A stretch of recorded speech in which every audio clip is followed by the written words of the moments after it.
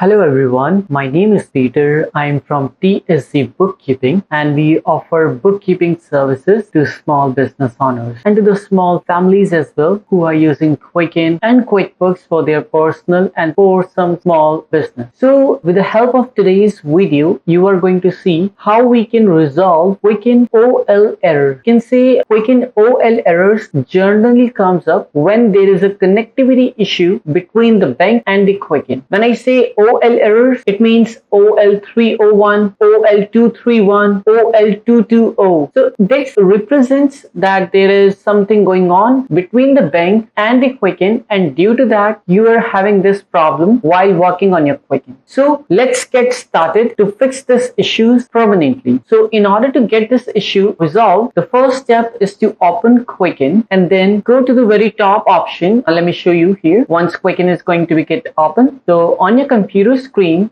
go to help and check for update. This is one of the very first steps that you need to take in order to fix. It says you already have the latest version of Quicken. Let's say you do not have the latest version installed. So it will give you an option to click on yes to install that. It is up to date on my end. So I'm gonna click on OK. And the second step that we are going to take is to refresh Quicken online information, or we can say Quicken account information. And in order to refresh Quicken online account information, what we need to do, we need to go to Tools menu, then we need to go to Online Center. Once we click on Online Center, you are prompted to this window, and what you need to do, you need to choose the financial institution that causing this problem to you. So let's say you having some kind of institution, or we can say a bank having the issue. So as of now, my account is my PayPal account is linked here. So I'm gonna choose this account, and afterwards on your keyboard, look at the bottom left corner. You need to press and hold down the Control and Shift keys together, and while holding these keys, click on Contact Info, and you will be able to see this window on your computer. Okay, let me repeat again. On your keyboard at the bottom left corner, press Control and Shift keys and hold them, and then click on Contact Info, and you are prompted to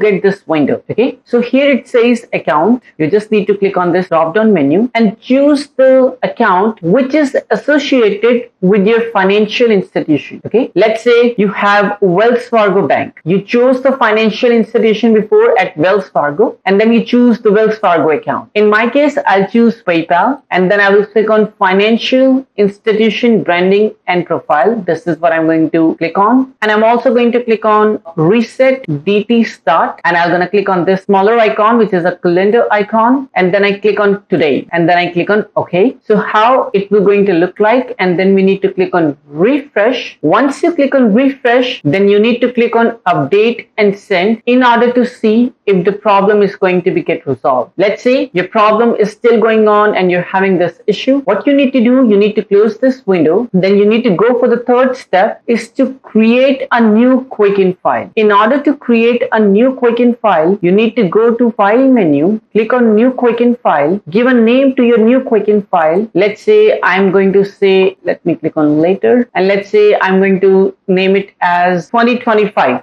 just to make it simple, and I just saved it here. So what it will gonna do, it will gonna ask us to sync on the mobile and web information for this file. This is for the test purpose that we are doing it. I mean, creating a data file is for the test purpose, just to ensure that we do not have any issues with the Quicken account. Is it really with the Quicken account, or if it is really with the Quicken file? So that's what we are going to rectify. So let's say you created a new Quicken file, you add the same bank account into Quicken. So let's say in the same Quicken file, or we can say in the new Quicken file, you got the information downloaded. It means there is no problem from the bank's end. There are many possibilities that something is going on within the Quicken file itself. So let's say you got the file, or you got the account added into this new test file, and everything seems to be working for you. So what we need to do, we need to go back to the previous file. So in order to go back to the previous file, we need to click on File menu, then go to here, this option, because this is one of my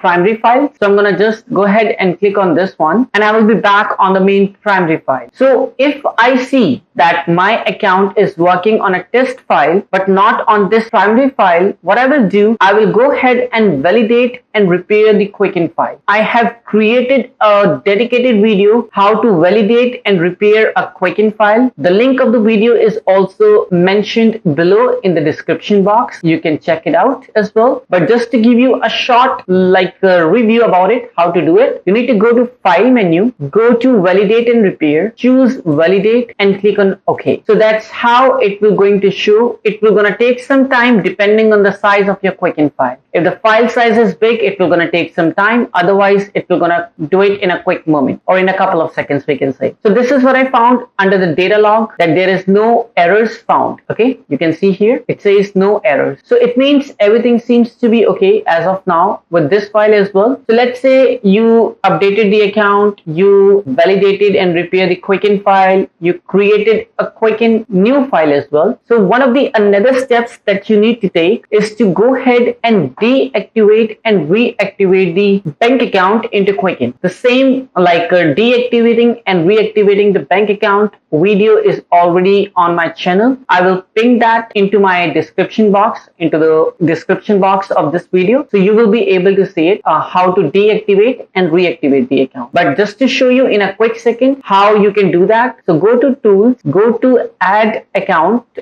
go to Account List, then go to Edit the account which you are going through with the problem. So go to Edit, and let's say one more important thing. Let's say you have one bank but several accounts associated with it, and they all are showing you this error messages, like either OL301, OL231, like all these error messages. So you need to deactivate all the accounts at once and then reactivate them back all at once as well. So I'm going to show you how you can deactivate and then how you can reactivate them back. So let's consider I'm having some issues with PayPal account. So I'm going to click on Edit, then I'm going to go here and click on Online Services, and I'm going to click on Deactivate, and then I click on Yes. Deactivating the account into Quicken, we're going to disable the online setup connection, or we can say online connection of your account between Quicken and the bank. That's all you are going to do. So once it is completely deactivated, you are going to get this window that says Setup Now. All right. But what we are going to do, we are going to click on OK, then click on Done, and then let's go to Tools and click on Add Account. Now we deactivated the account a seconds ago, okay, or we can say a couple of seconds ago. So now we need to reactivate it back. So in order to reactivate it back, enter the financial institution name. Okay, my financial institution is PayPal. Okay, I'm gonna click on Next, and let's click on Continue, and let's wait for this one. It will gonna ask us to enter the information. So it will gonna take us to the web browser window where it will ask us to log into the account. I mean to the bank account. You need to log into your bank account website in order to reactivate your account. So let me go ahead and enter this information in. All right, let me click on Login. Oh,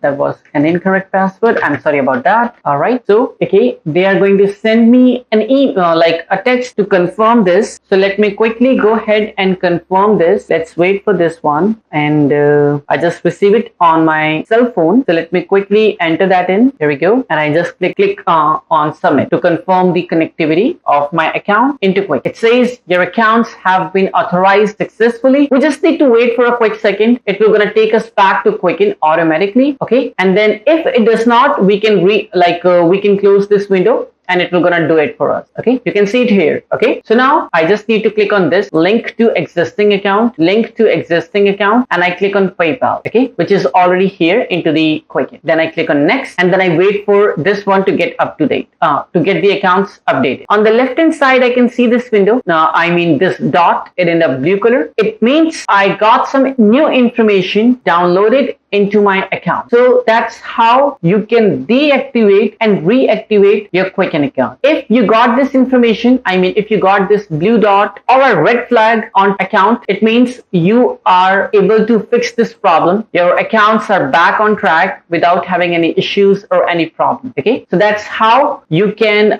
fix this issue. This deactivate and reactivate step is not suggested all the times. My suggestion is to contact your bank first to check if they are not going through with any issues on their end, because it has been seen in the past like some of the customers deactivated the account and they are not able to reactivate it because bank is going through with some changes, and due to that they are having this problem. So please, before deactivating and reactivating the accounts, please check with your bank, okay, and check with the official Quicken team if they are having some issues from their side as well. So that will gonna help you to get into some kind of another issue, okay? Otherwise, you can wait for at least 24 to 48 working hours to see if it is going to be get resolved. Otherwise, you can, as I said, you can contact your bank as well or Quicken support regarding this, okay? So let's say after doing the deactivate and reactivate, the same problem still exists. You are still getting some error messages and all that thing. So one of the another steps that you can take is to, let me go ahead and show you. Let me close this. Is to go ahead and reset the internet setting. And in order to reset the internet settings, we need to go to control panel, and